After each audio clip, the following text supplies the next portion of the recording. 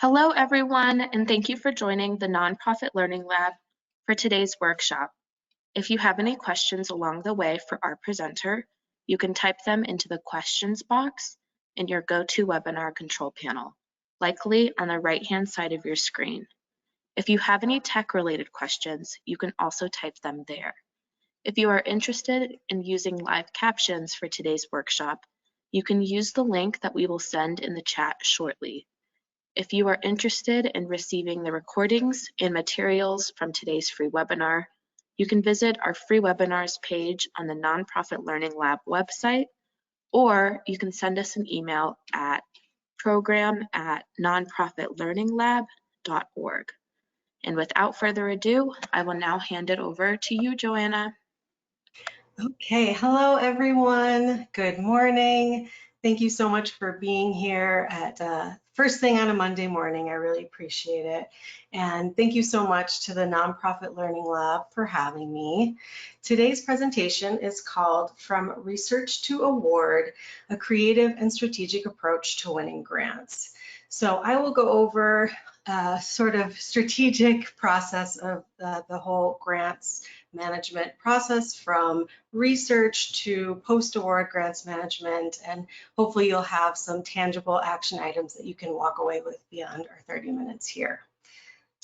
First, I would love to share a little bit about myself. My name is Joanna Drew, and I founded my practice, Hilo Consulting, in 2020.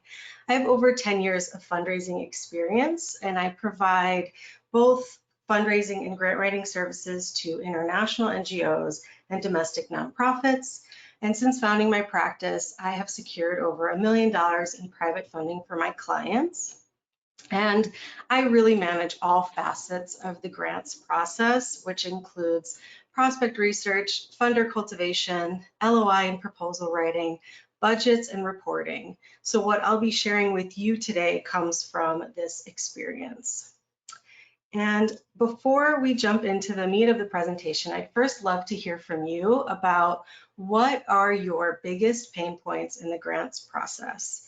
So we've got A, finding the right opportunities, B, writing the grants, C, budgets, D, managing the grants process, or E, all of it. So please, I would love to hear from you about what you struggle with in terms of grants for your organization.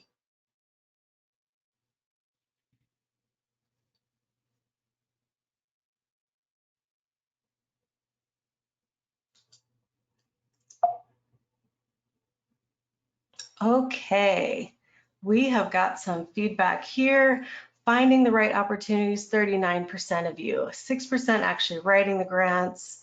We've got budgets at 11%, managing the grants process 6%, and all of it 39%. Well, this is great for me to hear. I actually am surprised. I thought we'd have a lot more pain points in terms of budgets, but finding the right opportunities, I'll be able to shed some light on that today, and then providing you kind of this macro overview of the process will really drill down into that through this 5-step process today. So thank you so much for participating in the poll. And here we'll get into our agenda. So today I'm going to go over grant readiness and what that means for your organization. Then we'll talk about prospect research and funder cultivation, narratives and budgets, and ensuring cohesion within those two elements, and the post-award grants management process. So let's dive in. Grant readiness. So this is a really important piece of really important first step before pursuing grants, as this helps you to conduct sort of an internal self-assessment for your organization to see if you are in fact grant ready. So for some smaller organizations, I would really, this really applies to you in terms of making sure you have all your ducks in a row before actually pursuing grants. So first we'll talk about compliance and what the components of these include. First, 501c3 status or fiscal sponsorship. Most funders will not want to fund an organization without either 501c3 status or fiscal sponsorship. So making sure you have your status ready to go. Next are 990s. Are you in compliance with filing your 990s? Are you up to date on those? And if you're not, have you filed an extension? And audited financial statements. So funders will likely ask for all of these three components as supplements to your application. And audited financial statements are an important piece of this. The caveat here is that different states have different thresholds for requiring an audit. So in Illinois, where I'm located, if you have gross receipts under $300,000, you do not need to file an audited financial statement. You're not required to conduct an audit. In Minnesota, for example, the threshold is $750,000. So just ensuring that you are up to speed on what that threshold is for your state and making sure you have all of those statements ready to go once you are applying for a grant. Next is an operating budget. And that leads me into my pro tip here, which is to create one funder-friendly budget at the beginning of each year to submit with all proposals. You can stick your logo on top, have a nice clean PDF document, and submit this with all of your proposals. An operating budget is a breakdown of your anticipated revenue and expenses for the year.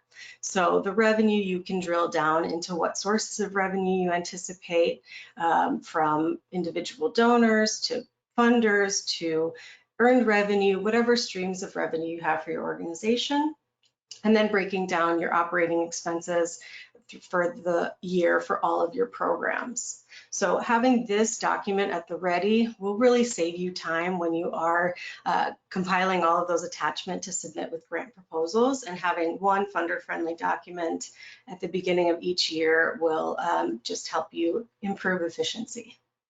And then very importantly for funders is a program evaluation plan, more commonly known as monitoring and evaluation. So if you've ever written a grant proposal before, I'm sure you've seen that, that they ask for how you measure your success and how you measure your impact. And this M&E plan is how you do that. So it's really important for funders because they want a return on their investment. They want an ROI. And the program evaluation plan helps you to demonstrate the impact your program will have.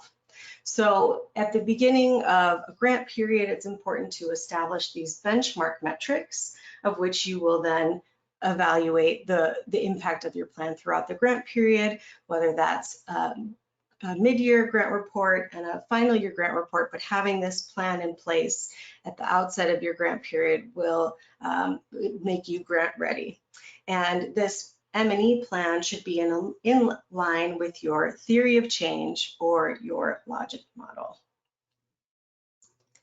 Next, we'll dive into prospect research, which from the poll sounds like this is a big piece of the puzzle here in the grants process. So first, investing in a research database will really help you improve efficiency in the research process, which can be time consuming and cumbersome, as maybe many of you already know. So there are databases like the Foundation Directory Online, which you can sometimes access through local public libraries for free, or databases like Instrumental, which are newer and they use a real-time algorithm to find open opportunities, and they pull information from Foundation's 990s, and they really synthesize funding priorities all within this database. And for some of the smaller organizations that might be more budget sensitive, I think that the Foundation Directory Online access through a local community library is a good hack.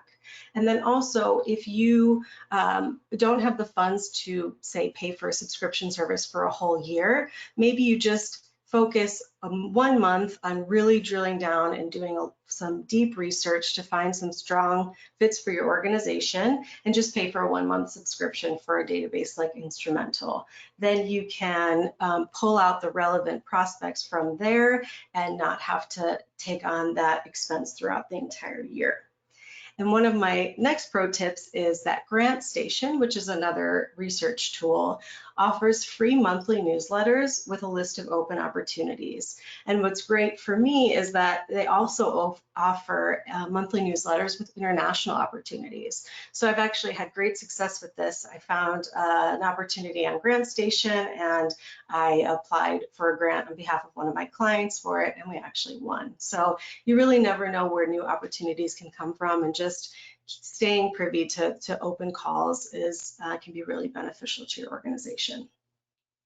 Next, after you've done your research and you've found, let's say, 100 or so prospects, next step is to qualify funder and nonprofit alignment. So it's really important to find funders that are aligned geographically and programmatically. So if you are implementing an education program in California, you're not going to want to send a proposal to a healthcare foundation in Illinois, right? So just making sure that you are in alignment, and oftentimes funders will have, if they have a website, they'll have their funding priorities spelled out. So just make sure to read carefully.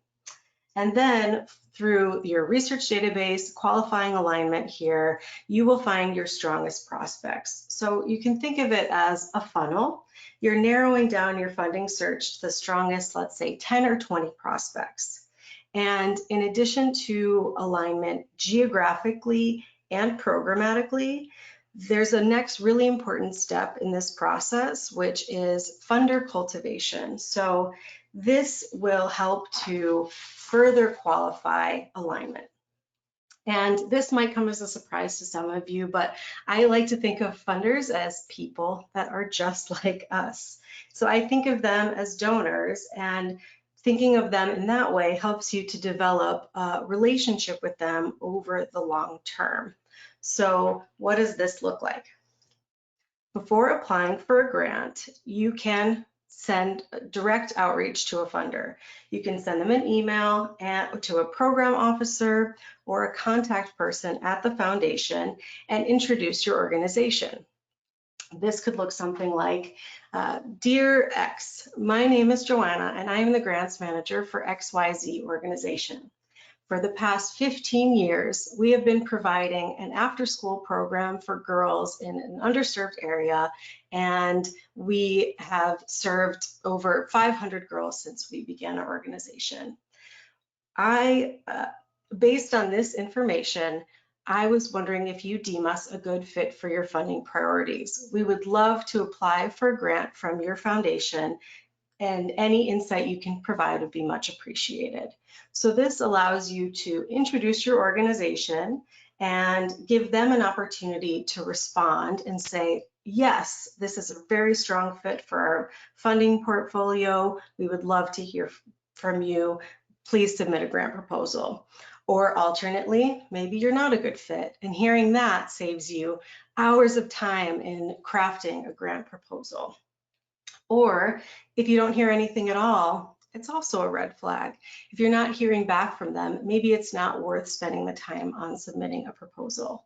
So this direct outreach helps you to qualify alignment and develop a relationship. So this pro tip here is that this outreach helps to save time when you're applying for grants, and it familiarizes the foundation with your work. So say you've gone through all of these steps, you've reached out, they've encouraged you to apply, you're developing a relationship, and you still don't get a grant award. It is disappointing, it's disheartening, it's happened to all of us. Nobody bats 100% in the grants world or in general. And so now that you've developed this relationship, you can always ask for feedback on your proposal and then apply again. So it really just benefits you to take this extra step and reach out to the funders before just submitting a grant proposal.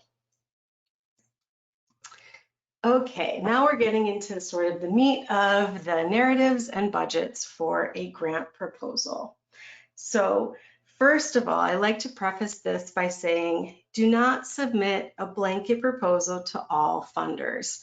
Maybe this is common sense to all of you, but you'd be surprised to hear that some people just have a blanket proposal and they submit it to a bunch of funders throughout the year. There are pieces that you can reuse. So your mission, your history, any track record of success. If you've already pulled statistics about your population that you're serving, there's certainly pieces that you can reuse that you don't have to rewrite time and time again, but it's really important to tailor your proposal and mirror funder language throughout your proposal so that you can demonstrate that your work is helping them to achieve their foundation goals. And I like to think about narratives in this sort of inverted pyramid structure, and it helps to sort of keep it all in alignment. First is, what are your overarching goals? So I like to think about these as long-term sort of system change goals that you want to achieve. So say you have an after-school program specifically for girls. Well, this after-school program will provide reinforcement for girls so that they can bring improved economic prosperity to their communities. They can bring improved health outcomes to their families. So there's all of this research that demonstrates the power of educating girls and how it has these long-term systemic outcomes. So making a nod to these and how your program has legs beyond the grant period, beyond just your work, it's how your work can help to implement this larger overarching change. From there, you get into your statement of need, which is, why are you doing the work that you're doing? Support this with statistics and be as specific as possible to the community that you're serving. If you're serving, a community in Chicago, then you want to find as specific statistics to that community as possible. You don't want to have it be overgeneralized because then you're not really demonstrating the need that your work is doing in that specific community. So support the why with statistics. And then you can make a nod to your track record of success within this statement that will then lead you into a project description. So this is then the how. How is your project addressing the need that you've mentioned above and contributing to the overarching goal? This is a great opportunity to talk about why your organization is uniquely qualified to do this work. Staff members from the community, you're really community oriented. This is a really great opportunity to mention why you are doing this work in particular, what value your organization brings, and how this project addresses your, again, statement of need and overarching goals. Next, we drill down into the activities. And this is the what. What activities will you implement to address the need and your goal? This is an opportunity to be very specific about what your project looks like. So you've got your after-school program that has a tutoring component and a mentoring component. Talk about each of these components and what service that they offer to the participants in the program. So strengthening academic skills and strengthening life skills, and mention specifically what those activities look like. Here you want to talk about the timeline. So is this happening over 3 months, 6 months, a year? And also the dosage. Is this program 2 hours a week, 4 hours a week, every day after school? So here you want to be as specific as possible with the activities that you're implementing and drill down and demonstrate really holistically what you're providing. And then finally, we've got the M&E component to the proposal, which I've mentioned before is really important for funders. So this is the, how are you measuring the impact of your programs? How often are you doing this? And with what tools? If you are measuring the effectiveness of your tutoring program, you might want to assess students' grades at the beginning of the grant period, middle, and the end, and then you can demonstrate how the tutoring classes have helped them improve in their courses in school. Similarly, with a life skills program, a mentoring program, you can assess by surveys how students feel at the beginning of the grant period, the middle, and the end. So being really specific with how you're measuring the impact of your programs, how often you'll be measuring them, and with what tools. And also, if you have the opportunity to submit a proposal on as a PDF rather than in a form, it's really nice to supplement your proposal with pictures. So anything that you can do to really help your proposal stand out from the stack will be of benefit to your organization, and photos is a great way to do that. And then we'll talk about budgets, which essentially are how much does it cost for you to implement these activities, for you to conduct this project. And this will be broken down into direct costs, which are program-related costs like materials and supplies. But if you're also doing this after-school program with a tutor and a mentor, well, those salaries are also direct costs. And then you also have indirect costs like overhead, rent, salaries. So if your executive director is spending 10% of their time on this program, 10% of their salary, and their benefits will be included in this budget. So one of my pro tips here is look at the services that your organization offers and think about the ways that you can slice and dice them to appeal to different funders. So if you run a school and you found this great STEM grant program, you can focus on the math, science, and computer classes that you offer at your school and apply for that program. And it's really just how you are finessing the language and the numbers. And finally, so you've received a grant award. It's the best feeling ever. And now we're in the post-award grants process. So we first want to make sure that we are reading the MOU, the Memorandum of Understanding, which is the contractual agreement between you and the funder. And oftentimes in the MOU, they will outline the reporting requirements and the deadlines for these requirements, if there's a mid-year report and an end-of-year report. So you just want to make sure that you are making note of everything they're looking for and implementing an internal process to track this. Is it a spreadsheet? Is it a CRM system? Just making sure that you're tracking all of these moving pieces somewhere where if someone leaves your organization, the next person who comes in can just pick up where they left off. And if you're managing 12 grants a year, this is ever more important. And then finally, we have stewardship. So this leads to my pro tip, which is that the relationship with your funder is newly formed. So make sure to send them periodic updates outside of the reports throughout the grant period. This could look like subscribing them to your newsletter, having them, on your social media channels, or even, an informal update. Let's say you've hired a new mentor and you want to take a picture of the mentor with some students and send it to the funder saying, this is what your donation has made possible. We just hired this wonderful new mentor who's from the community. So these are just ways that you can really strengthen and steward that relationship. So in summary, I know that was a lot to get through in about 25 minutes, but just let's review everything we've covered here today. One is make sure you have all of your ducks in a row before applying for grants. That's compliance with 990s, 501c3 status or fiscal sponsorship, your audited financial statements, making sure that you have an operating budget at the ready. Something else that a lot of funders ask for is a list of your board of directors. So having all of these documents ready as attachments will save some time when you're actually applying for the grants. And then very importantly in this is your monitoring and evaluation plan, how you are measuring success of your programs. Next is really spend time narrowing down those funder opportunities for those that are the best fit. I can't stress this enough that you will save so much time when you dedicate some deep research time and aren't haphazardly applying for grants. So the time you spend researching will save you a ton of time in the future. Another key element here is treating funders like you would a donor. Really think about them as people and try to cultivate and steward a relationship with them, providing them not only with that outreach initially, but also periodic updates throughout the grants period.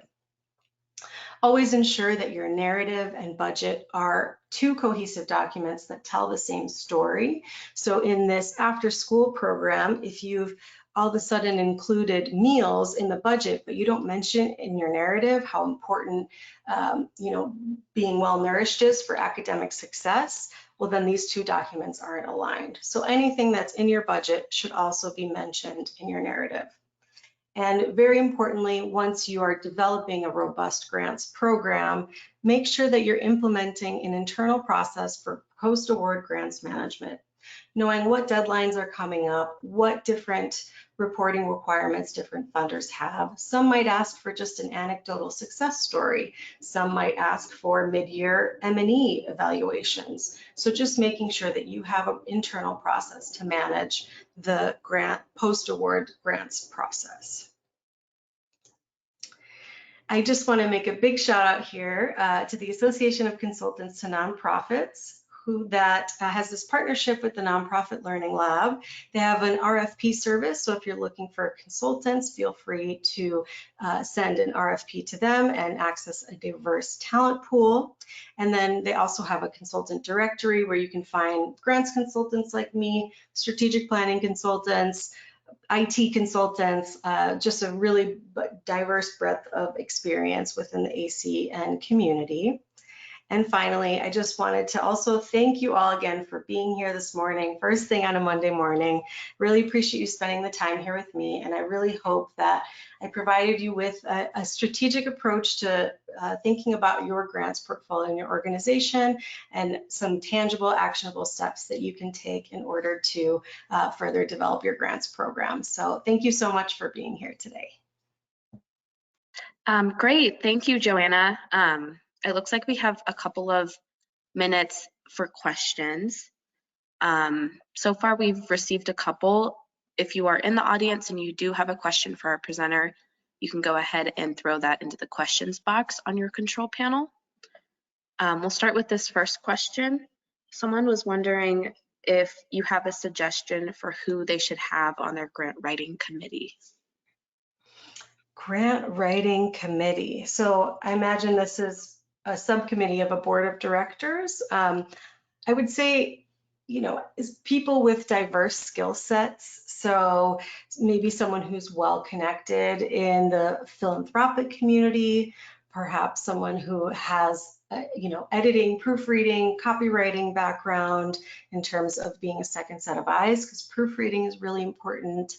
Maybe someone with an accounting background to refine budgets. So similarly, in building out a board of directors that has diverse skill set to bring to the board, I would say the same thing would apply for a grants committee, and just making sure that each person can bring a different skill set that's needed to review the grants process. I would add as well, someone perhaps with research skills that could, access the foundation directory online at the library and provide some prospects to drill down further and find qualify alignment and fit. Perfect, thank you. It looks like we have time for one more question. Someone was asking, we are a new nonprofit. It seems like every time I reach out to potential funders, they explain that they only work with those they've worked with before, or we are too new to be considered. Do you have any suggestions for how we clear this sort of hurdle? Yes, and I actually tend to work with smaller organizations, newer organizations, and I would say there are funders that do offer, let's call them seed funding, or funding for pilot projects. So if you want to maybe drill down your search to find funders that are looking to fund newer organizations, they certainly are out there. They might give, let's say, smaller grants, maybe they're more like micro grants, but there are definitely funders that look to fund explicitly newer nonprofits that are piloting a new idea or have just started and don't have a lot of other funders. So trying to do some research and find those funders, you will probably have a better shot than if you're approaching bigger foundations when you're just starting out. Wonderful, thank you. it looks like we have time for this final question. Someone was asking, the nonprofit I work for is a federation. We provide unrestricted funding for 30+ nonprofits, meaning the core of our impact is their on-the-ground work. How would you navigate the intersection between our federation and their tangible impact? In terms of pursuing grants for your foundation, I think I'm not clear on exactly the question, but I've actually worked with a community foundation and found it difficult to find grants for foundations that don't have their own programs inherently. I do know that larger foundations sometimes do want to partner with community foundations and provide funding that way. But I think I'd have some more ideas if I could understand sort of your question a little bit more specifically. So I'm happy to answer that offline if you wanted to send me an email. Perfect, thank you. It looks like that was all of the questions that we have for today. Thank you, Joanna. This workshop has now come to a close. If you are interested in receiving the recordings and materials from today's free webinar, you can visit our free webinars page on the Nonprofit Learning Lab website, or you can send us an email at program@nonprofitlearninglab.org. Thank you all so much for participating. And again, thank you, Joanna, for helping to educate our community.